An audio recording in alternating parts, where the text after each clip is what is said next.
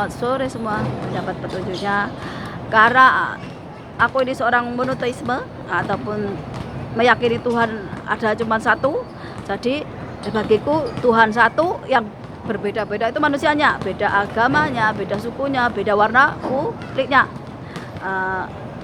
Kalau kita itu dikasih mata buat melihat nih sekitar kita, kita dikasih telinga buat mendengar nih, mendengarkan apa aja yang ada di sekitar kita.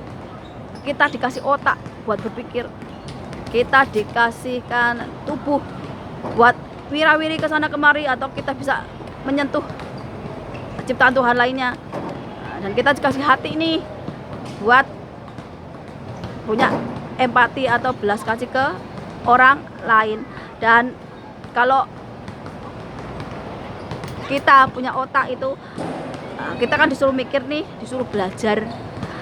Nggak cuman di bangku sekolah aja, kita itu bisa belajar dari mana aja. Kita itu bisa belajar dari apa yang kita lihat keseharian kita. Kita bisa belajar dari apa yang kita dengar di keseharian kita.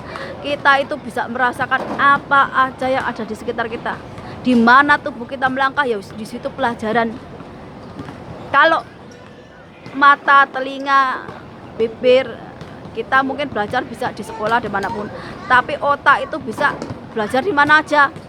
Apalagi kita itu punya mata ketiga, kita punya mata batin, atau kita punya kecerdasan secara spiritual yang bisa melihat sesuatu yang mungkin orang lain nggak bisa melihat, atau kita bisa merasakan sesuatu yang mungkin nggak bisa dirasakan orang lain. Contohnya nih, orang itu kalau menipu energinya udah berbeda dengan orang yang jujur. Jadi kalau misalnya nih aku ketemu sama orang nih, kumpul, terus aku ditipu nih, biasanya aku udah tahu energinya dari wajahnya ataupun dari kelakuannya. Kenapa? Karena orang yang jujur dengan penipu itu wajahnya aja udah beda, auranya itu udah beda. Walaupun dia ngaku seorang spiritual ataupun punya pangkat, punya derajat, tapi sisi energinya itu nggak bisa menipu.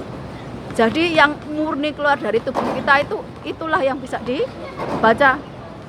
Dan rakyat itu dilambangkan dengan tanah dan api. Tanah, orang kebanyakan itu nggak bisa mengendalikan tubuhnya, nggak bisa mengendalikan nafsunya. Itu kenapa rakyat dilambangkan dengan tanah sama api, yang kebanyakan nggak bisa mengendalikan nafsu sama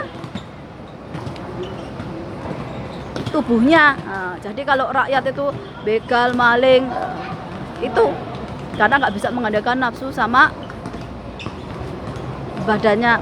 Berbeda dengan pemimpin. Pemimpin ini dilambangkan sama udara sama air, yang air melambangkan spiritualisme, dan udara melambangkan dari kehidupan. Jadi seorang pemimpin itu ya lebih sabar, lebih telaten, lebih ngomong ke rakyatnya. Kalau seorang pemuka agamanya, contohnya nih, ngajarin ke umatnya tentang sederhana, ya berarti dia juga harus hidup sederhana. Jangan dia bermewah-mewah, gaya hidup hedon, tapi ketika ceramah dia nyeramain orang suruh hidup sederhana, tapi dia hidup dari sumbangan-sumbangan orang lain. Yang nyumbang belum tentu kaya, tapi karena segen, karena mungkin nyumbang ke ulama, ke kiai atau pemuka agama itu masuk surga. Orang seperti itu. Makanya rata-rata pemuka agama itu kayanya karena sumbangan dari umatnya, dari penontonnya.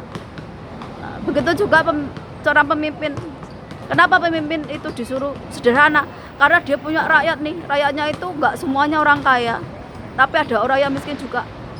Kita berempati sama orang yang nggak punya itu. Itu kenapa pemimpin dan pemuka agama itu ciri-cirinya adalah hidup sederhana. Karena dia tahu nih, seorang pemimpin, seorang pemuka agama nggak boleh nyari uang dari uang yang haram, dari uang yang nggak benar, karena itu akan dipertanggungjawabkan. Jangankan itu, omongannya aja harus ada tanggung jawabnya. Karena seorang pemimpin, karena seorang pemuka agama ini Makanya nggak semua orang bisa jadi seorang pemimpin yang agung ataupun seorang pemuka agama yang besar. Nah, yaitu karena tanggung jawabnya besar sekali. Ketika dia ngomongin hidup sederhana, ya dia sendiri harus bisa melakukan hidup sederhana. Kalau dia sendiri bilang, oh jangan zina kesana kemari, ya dia harus bisa melakukan itu. Tapi terkadang, apalagi di Indonesia saat ini, jauh dari kata seperti itu. Makanya kenapa aku pengen masuk ke jalur politik sosial. Biasa aku ngubah Indonesia, nggak cuma tentang aku pengen mengubah Indonesia dari pemerintahan korup menjadi pemerintahan yang bersih, yang adil. Tapi aku juga gak pengen mengubah pola pikir masyarakat sekarang yang tentang agama. Pendidikan agama itu gak hanya di pondok pesantren atau di sekolah-sekolah agama lainnya, tapi di kehidupan nyata itu bisa menemukan esensi dari Tuhan dengan melakukan hal seperti jujur, adil. Itu udah mulai belajar tentang sifatnya Tuhan. Cinta itu juga sifatnya Tuhan. Kenapa aku ngomong seperti ini? Karena kebanyakan nih di sekolah-sekolah agama malah jadi tempat sodomi, tempat pelecehan seksual, kasus bullying. Yang jadi korban apa? Anak-anak itu masa depannya lebih panjang daripada kita. Kalau anak-anak mengalami trauma karena kekerasan seksual, kekerasan fisik, masa depannya dia pasti akan berpikir dia suram. Gak semua orang itu bisa melalui trauma masa kecil yang gelap. Karena saya juga mengalami. Makanya itu saya gak pengen anak-anak Indonesia yang akan datang akan mengalami hal-hal seperti itu. Karena apa? Karena kita salah dalam berpikir. Banyak sekali orang tua di Indonesia berpikir bahwa dimasukkan pondok atau sekolah agama itu jauh lebih baik. Belum tentu. Terkadang anak-anak berpikir kenapa dia dijauhkan dari orang tua karena orang tua nggak suka, atau kenapa, ataupun anak akan berpikir dia dicap nakal ketika dimasukkan di pondok pesantren atau di tempat ya seperti itu. Ini yang aku pengen ubah dari Indonesia. Nggak cuman tentang aku pengen pemerintahan yang korup itu diganti dengan pemerintahan yang jujur, adil, yang bersih. Gak cuma itu, tapi juga tentang agama, tentang intoleran yang merusak kerukunan dalam masyarakat. Apalagi seorang pemimpin sebenarnya lebih tinggi nilainya dari pemuka agama atau seorang pembisnis. Tapi pada kenyataannya di Indonesia seorang pemimpin itu kalah dari seorang pembisnis, kalah dari seorang pemuka agama. Pemimpin itu udah gak ada harganya. Karena apa? Karena gak punya modal. Yang punya modal itu para pembisnis yang punya uang. Padahal pada kenyataannya pemimpin itu harus lebih tinggi, karena dia ngatur rakyatnya. Pembisnis termasuk rakyat. Tapi ketika pembisnis itu udah main uang, ya tentu aja mau nggak mau namanya pemimpin itu pasti akan deal-dealan. Ini jadi kalau orang mau ngomong tentang apapun tentang saya, mau jelek kayak mau mengutuk, mau seperti apa, saya bodo amat. Saya udah biasa seperti itu. Yang penting sebagai perempuan, saya nggak pengen nih anak saya atau anak-anak lainnya nih mengalami diskriminasi ataupun kesenjangan politik, kesenjangan ekonomi, kesenjangan sosial, ataupun mendapatkan contoh yang jelek dari kita sekarang yang tua ini. Aku nggak mau seperti itu. Aku mau pemerintahan yang bersih, yang jujur, yang adil. Itu bagus untuk generasi yang akan datang, dan secara lingkungan sosial untuk tumbuh kembangnya anak-anak untuk generasi yang akan datang jauh lebih baik daripada pemerintahan korup.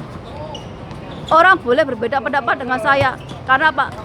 Karena kita belajar tentang kehidupan itu beda. Belajar di sekolah itu nggak sama seperti kita belajar di kehidupan.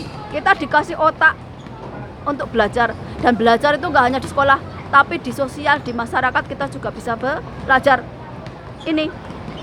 Jadi kalau mau mengubah Indonesia, diubah dari dalam, agar masyarakat kita itu lebih cerdas. Dan kalau dulu suka budaya yang korup, budaya yang mabuk-mabukan, yang kriminalitas, diubah menjadi pemerintahan yang bersih, yang adil, yang lurus. Kita juga yang akan merasakan hidup seperti di surga. Selamat sore dan sampai jumpa.